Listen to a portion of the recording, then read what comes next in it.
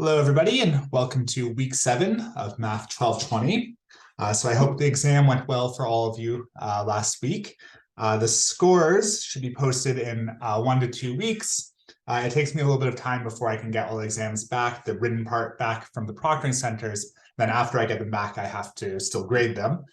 So it might be a little bit, but within 1 to 2 weeks. So if it's not this week, probably towards the start of next week. So a few people have asked already about whether the exam will be curved or not.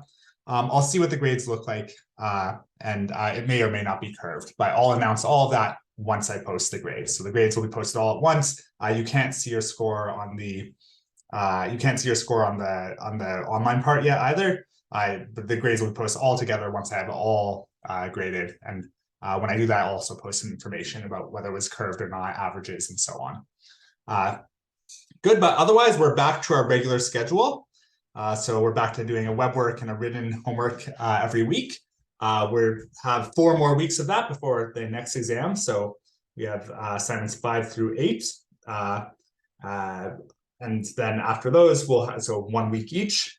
So the one web work 5 and written 5 are due Friday, February 24th. And so once we get through those, then we have another exam week, and that's exam 2.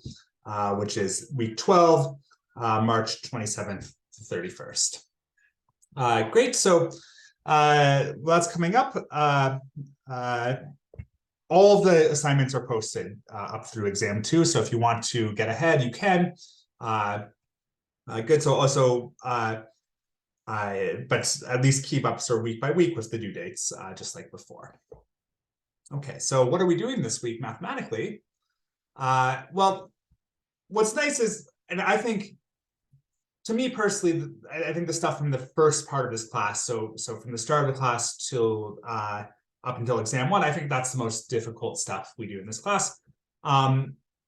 Your mileage may vary, but somehow for me, what's really difficult is when we're just doing like here's an integral, like here's how you evaluate, like memorize the strategy, memorize these identities. Like the web work problems are really hard because you have to sort of, like they're really get really messy and complicated because you're sort of using all these like trigonometric substitutions and integration by parts, and you have to keep track of everything. It's really easy to like miss like a minus sign or something.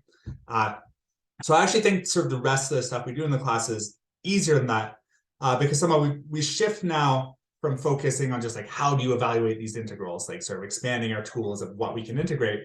And now we're actually going to sort of go back and sort of look at some more conceptual ideas, like sort of it's going to be less about memorizing here's how you solve some type of problem and more about understanding sort of an interesting concept and then sort of understanding how to work out something with that concept.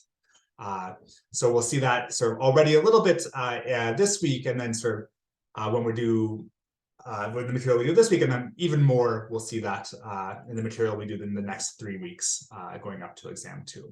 So I'm excited for that. I think it's a lot more fun and a lot more interesting. I hope you'll enjoy it too. Let me just give you a brief preview of what you're doing this week. So it's 4 sections in the textbook. The first one, 8.1 to 8.2, these are about indeterminate forms for limits.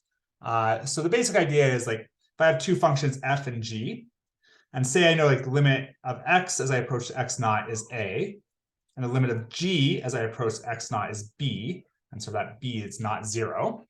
Then if I take the quotient, so the function f of x over g of x, I take the limit as x goes to x naught of that function, then we know we just get a over b. So that's sort of nice. What these sections are about is sort of what happens if you're not in this sort of nice situation. So for example, like maybe both f and g go to 0. Like sine of x goes to 0 as x goes to 0, and x goes to 0 as x goes to 0. What happens then? Like, does this limit exist? Does it not exist? If it exists, like what's its value? And so on. Similarly, like we could like take the limit, let's say the limit is x goes to infinity of x squared over e to the x. Like x squared goes to infinity, e to the x goes to infinity, but does this limit exist? I mean, maybe one of them sort of goes to infinity faster than the other. And sort of if it does, like how do you compute it? And so the main tool here is something called L'Hopital's rule, which basically in this kind of situation will let you replace computing the limit of this quotient instead with the sort of limit of the quotients of the derivatives of these two functions. So for example, like if I take the derivative of sine of x, I'll get cosine of x. If I take the derivative of x, I'll get 1. And so those will both go to 1. And so like now that's the limit you can compute using this first rule. Okay, good. So this, but anyway, this is the main idea. And so 8.1 to 8.2, like it's explaining how that works, and sort of introducing this L'Hopital's rule that lets you compute these kinds of things. This is sort of a conceptually interesting thing because like it lets you make sense of, for example, like, well, what does grow faster? Like, does x squared grow faster, or does e to the x grow faster? And so on. Okay, so that's the main thrust of 8.1 to 8.2. And then in 8.3 and 8.4, we turn our eyes on something called improper integrals. So there are two basic examples, and one's covered in each section of sort of what I mean by improper integrals. And so one issue, like one thing that could make an integral improper is if we sort of try to take infinity as one of the limits of integration. So like we integrate from 1 to infinity. Oops. From 1 to infinity. Or like maybe we integrate from minus infinity to 0, or we try to integrate from minus infinity to infinity. So if we do that sort of with some function, well, we want to make sense of that when we can make sense of it.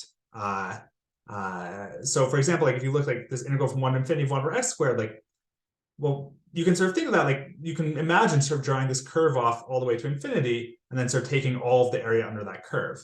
And so somehow, even though like the curve goes off to infinity, like you're sort of pinching down sort of smaller and smaller down here. And so you can sort of imagine that that might have sort of still finite area in some sense.